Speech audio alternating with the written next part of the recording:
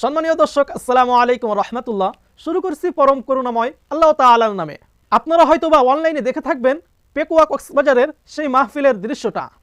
সেখানে অনেক জল্পনা কল্পনার অবসান ঘটিয়ে প্রধান আকর্ষণ ডক্টর মিজানুর রহমান আল আজহারি বক্তব্য রেখেছিলেন। সেই মাহফিলকে কেন্দ্র করে এখনও পর্যন্ত অনলাইন অফলাইনে আলোচনা সমালোচনার তুঙ্গে। এখনও পর্যন্ত একদল আলেম শ্রেণী যাদের মাহফিলে কিনা বেশি থেকে বেশি 1000 থেকে 2000 শ্রোতা হতো, তাদের তো জ্বালার কোনো শেষ নাই।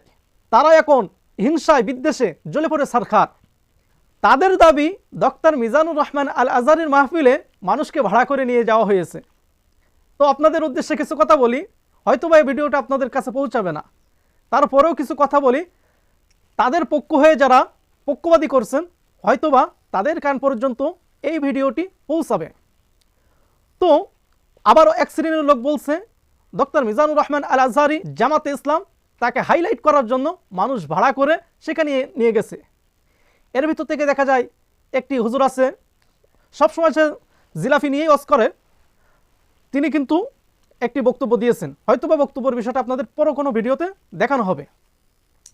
তা ভাই, আপনিও একজন আলেম, তিনিও একজন আলেম। ডক্টর মিজানুর রহমান আল আজহারি এই জাতির গর্ব, বাংলার জনগণের অহংকার। তাকে নিয়ে হিংসা বিদ্বেষ করার মতো কোনো কারণ আমি দেখি না।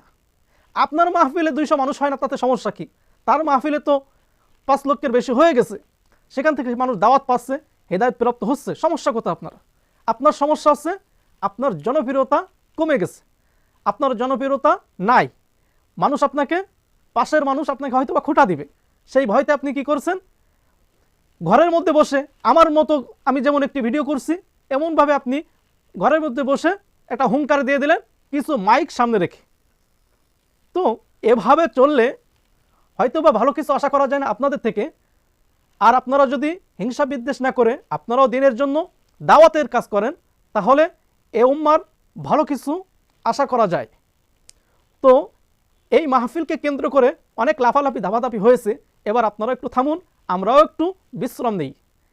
তো ভিডিওর হেডলাইন যেটা দেখছেন, ডক্টর মিজানুর রহমান আল আজহারি সাহেব মাপ চেয়েছেন।